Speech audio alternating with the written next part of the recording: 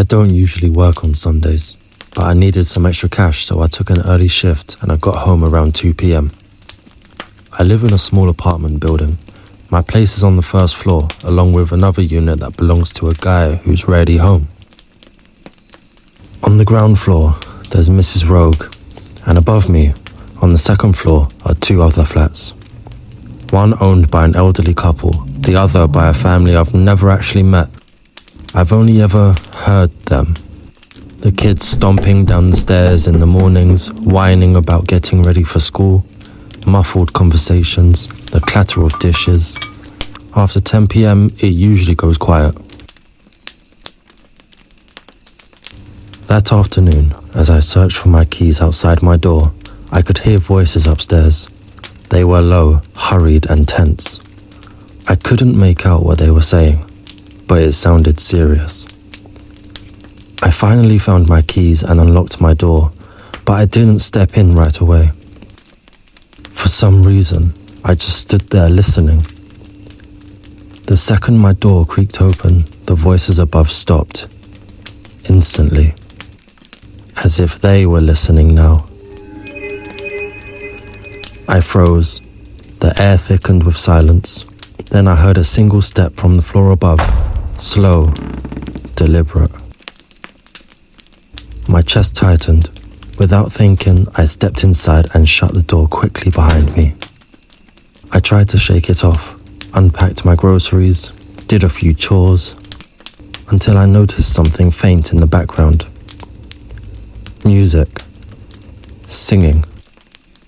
Happy birthday, Jonah. Happy birthday, Jonah. I figured the kid was having a great time. But when the song ended, they started again and again. Each time a little different. Each time a little slower. By the 5th round, it was strange enough to be irritating. I put on my headphones and tried to nap. When I woke up, it was 8 p.m. The room was drenched in that dusky blue light that makes everything feel dreamlike and wrong, like waking up after a sick day nap as a kid. Then I heard it. The singing. Still going. That same birthday song looping endlessly. The voices scratchier now. Each rendition a little more warped than the last. I stood in the dark kitchen, listening. Maybe it was a recording. A family video playing on repeat. But the tone changed every time. No recording could do that. It went on and on. By 10 p.m, I couldn't take it anymore. I called my mum. "Go up there and tell them to stop," she said. "The old couple upstairs must be losing their minds." I hesitated. I hate confrontation, but she was right. So I put on a sweater, unlocked my door and stepped into the hallway. The air felt colder. A faint yellow glow seeped from upstairs. I climbed slowly, my hand brushing the wall for balance. The door to their apartment was slightly open. Inside, I saw light. Movement. I crept closer and peered through the crack. Balloons, confetti drifting in the air. A table with a cake. Pink and purple frosting. Melted candles flickering. The smell of sugar and smoke. They were singing again. 6 people maybe. Their smiles were stiff, unnatural. Faces moving in slow rhythm. Eyes glossy in the candlelight. And the boy, the birthday boy, sat at the head of the table. He looked around 10, maybe 12, wearing a bright paper hat and an oversized smile that showed too many teeth. His eyes were red and swollen, like he'd been crying for hours. He didn't blink once. Something about him felt off.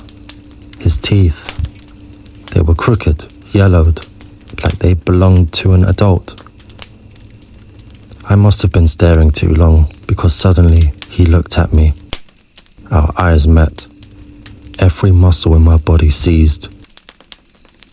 His smile twitched, then slowly collapsed into a grimace. He blew out the candles. The room went dark. A scraping noise followed. Footsteps. Close. Moving fast. I slammed the door and ran. Down the stairs into my apartment, locking it behind me just as something heavy hit the other side. The banging was violent. Through the peephole, I saw movement. A shape. A face. The same face I'd seen at the table. Now level with mine. But he was supposed to be a child. Wasn't he? The banging turned to scratching. I yelled that I was calling the police. Then the noise stopped. Then I heard a voice from above, the elderly man from the other flat. "Hey, what the hell are you doing? It's the middle of the night." Silence. Then a faint, wet sound, a sob, a shuffle. I whispered to the dispatcher on the phone, barely daring to breathe. When I looked back through the peephole, the face was there again. Pale, sunken, smiling. "You're welcome to join us next year," it said, the voice of an adult coming from a child's mouth. Half an hour later, the police arrived. They sealed off the second floor. Wouldn't tell me much. All I got were fragments. Kidnapping, mutilation, hostages forced to play along. The presents were human remains, wrapped like gifts. One was a necklace made of teeth. They told me there were no children living there, never had been. Two of the quote-unquote family members were adults pretending to be kids. I've moved in with my parents since. They think I'm paranoid. PTSD, they say. Let them think that. Because I've seen the security footage from that night. The thing, the quote-unquote birthday boy, didn't go back upstairs. He crawled to the window at the end of the hall and jumped out. I don't know where he is now, and I hope it goes both ways.